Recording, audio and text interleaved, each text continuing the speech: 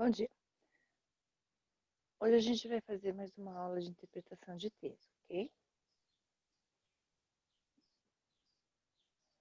Lembrando que os tipos de texto são prévia, seletivos, analíticos e interpretativos.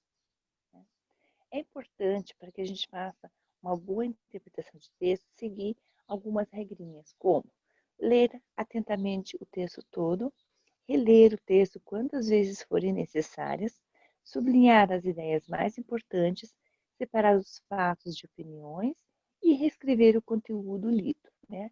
Essa quinta opção aqui seria quando você tem tempo para você poder reescrever o texto, quando você vai fazer um trabalho escolar ou uma atividade de casa, né? Que você não tem um tempo restrito, né? Ou o que acontece nos vestibulares, no Enem, né? Que você tem um tempo restrito para você acabar, né? Aquilo ali. Então, não dá tempo. A quinta opção, né? Seria quando você, então, tem esse tempo para você reescrever o texto. É, é uma forma prática, né? Que facilita bastante para fazer uma interpretação, tá? Nós temos o texto 1, diz assim, da PUC, né, Paraná, diz assim: o menino ouviu a narrativa de um arqueiro que passou anos e anos treinando a arte do arco e flecha, até se tornar um especialista. Ao chegar a uma reunião com outros arqueiros, encontrou uma extensa parede com inúmeros alvos e flechas cravadas bem no centro deles. O arqueiro ficou impressionado. Não acreditava que uma única pessoa havia feito aquilo. Era uma proeza. Uma multidão de flechas milimetricamente no centro dos alvos. Quem realizou aquele feito? Havia um garotinho perto dos alvos e o arqueiro perguntou: você sabe quem lançou essas flechas? E o garoto disse: sim, fui eu. O arqueiro não conseguia acreditar. Como assim? Aquele garotinho era o responsável por tamanha façanha? Então o menino contou como fez aquilo. Primeiro, eu jogo a flecha e depois pinto o alvo ao redor. Os ditados populares e provérbios têm a propriedade de sintetizar interpretações sobre fatos da vida cotidiana, geralmente ilustrados por narrativas que contêm quebras de expectativa. Considerando essas informações, o possível provérbio que melhor sintetiza o texto é, tá? Então, considerando a questão como essa, esse tipo de questões eles são muito frequentes, tá? Porque os examinadores eles querem saber se você consegue combinar o ditado popular com o texto que você acabou de ler, né? Assim, eles vão avaliar duas coisas: se você compreendeu o texto e se consegue trazer uma frase que combine com ele. Nós temos ali: não adianta chorar sobre o leite derramado. A letra B: água mole, mole em pedra dura, tanto bate até que fura. Cada macaco no seu galho, e quem com ferro fere, com ferro será ferido. Em terra de cego, quem tem um olho é rei. Então veja que na história, nós vemos que o arqueiro ele não foi atento na estratégia do menino, né, que era de atirar a flecha e depois pintar o alvo. Por isso, o menino estava se beneficiando da falta de atenção do arqueiro, né, e enganando ele, né. No caso da história, o arqueiro era o cego e o menino era quem tinha um olho no meio dos cegos, né, que se saiu beneficiado. Tá?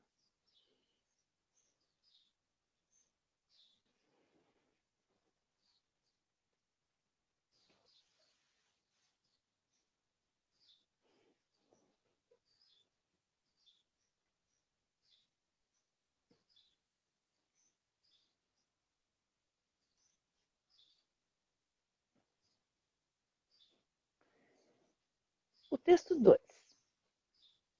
Dia desses, uma equipe de reportagem de um canal por assinatura veio até minha casa para me entrevistar sobre a Era Vargas. O repórter que conduziria a conversa advertiu-me antes do operador ligar a câmera. Pense que nosso telespectador típico é aquele sujeito esparramado no sofá, com uma lata de cerveja numa mão e o controle remoto na outra, que esbarrou na nossa reportagem por acaso, durante o intervalo de um filme de ação, detalhou. É para esse cara que você vai falar. Pense nele como alguém com a idade mental de 14 anos. Sou cortês, mas tenho meus limites. Quase enxotei o colega porta fora, aos pontapés. Respirei fundo e procurei ser didático, sem me esforçar para parecer que estava falando com o Homer Simpson postado ali do outro lado da lente. Afinal, como pai de duas crianças, acredito que há uma enorme distância entre o didatismo e o discurso toleirão, entre a clareza e a parvoíce. Segundo o repórter, o telespectador típico. A. Tem dificuldade para entender a Era Vargas, é imaturo, é incapaz de entender qualquer explicação, evita mudar de canal ou busca informações históricas ao caso. Tá? Então, atente nesse texto, sempre põe o enunciado da questão. O enunciado de segundo repórter, telespectador típico. Né? Veja que apesar do texto invocar diversos aspectos e ter mais de um personagem, né, a pergunta é bem específica, né, e versa sobre quem é o telespectador típico. Se a gente for eliminando as opções, né, que fazem sentido, a gente vai chegar na letra B. Né? Ele é considerado imaturo. Né? Por quê? De acordo com o próprio texto, ele tem idade mental baixa. Né? Ele tem idade mental baixa. Opa, aqui, né? Isso aqui, né? Ele tem uma idade mental baixa, além de apresentar outros comportamentos que podem reforçar isso. Tá? Então, segundo o jornalista, o telespectador típico deve ser imaginado como alguém com uma idade mental de 14 anos, ainda que ele seja adulto. Né? Vamos dizer aqui, é para esse cara que você vai falar. Pense nele como alguém com uma idade mental de 14 anos. Nós temos um telespectador típico, ele vai ser imaturo. Aqui nós temos um cartoon. Né? Examine o cartoon. O efeito de humor presente no cartoon decorre principalmente da.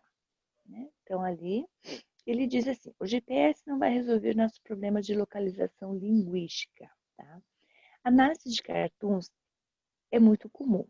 Observe não apenas o verbal, né? Não apenas o que ele está falando ali, mas o que está mas o que é não verbal, né? Ou seja, a imagem, tudo aquilo que contribui para a compreensão do texto. Aí você vai poder identificar que os homens eles são brasileiros, né? Mas estão em outro país, né? Tá vendo ali? Temos a Torre Eiffel ali, com um telefone na mão e aparentemente eles estão perdidos. Né? O efeito de humor presente no cartoon decorre principalmente da semelhança entre a língua de origem e a local, falha de comunicação causada pelo uso do aparelho eletrônico, falta de habilidade de personagem em operar o localizador geográfico, discrepância entre situar-se geograficamente e dominar o idioma local, letra D, e incerteza sobre o nome do ponto turístico onde as personagens se encontram. Né? Então, eles estão em Paris e o GPS não vai resolver, né? Por não saber falar francês. Tá? Então, o GPS ele não fala francês, ou seja, o problema deles continua, né? E continuarão eles perdidos, em dois sentidos, né? Tanto na língua quanto geograficamente. Então, a opção seria D, uma discrepância, né? Uma desigualdade, uma diferença, uma discórdia entre eles situar-se geograficamente e dominar o idioma local.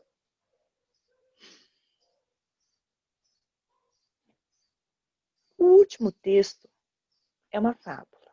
Diz assim: enquanto fugia de caçadores, uma raposa viu um lenhador e lhe pediu que a escondesse.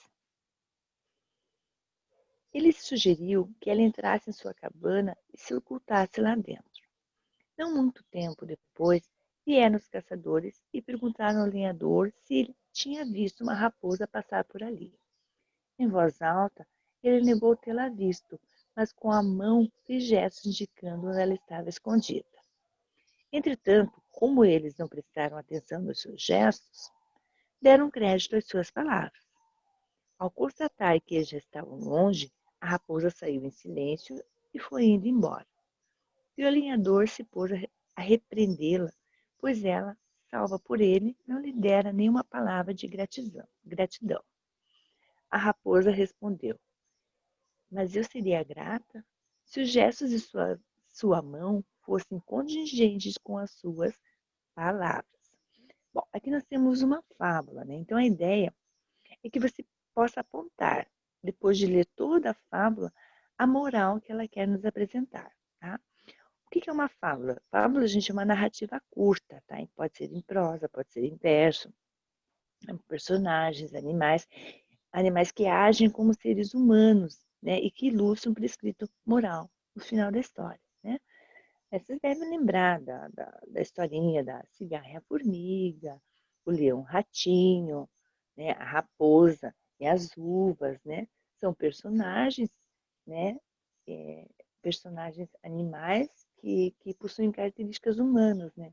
Como uma ganância, preguiça, inveja, sabedoria, astúcia, né? Então, por meio dessas características, os personagens movimentam-se a história, né? Desenrolando ela e levando ela a uma construção de um ensinamento.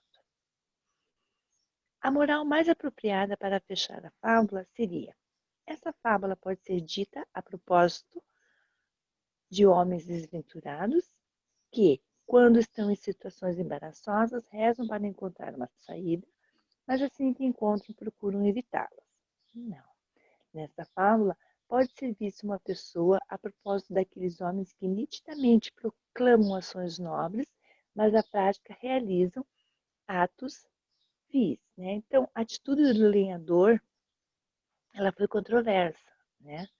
Pois apesar de ele fazer uma afirmação com palavras, ele fez outra com gestos. Então, isso mostra que alguns homens, né, proclamam ações nobres, mas na prática eles realizam esses atos vis, né? Esses atos desprezíveis, atos ordinários. Tá? Então, hoje, gente, seria esses textos aqui que a gente fez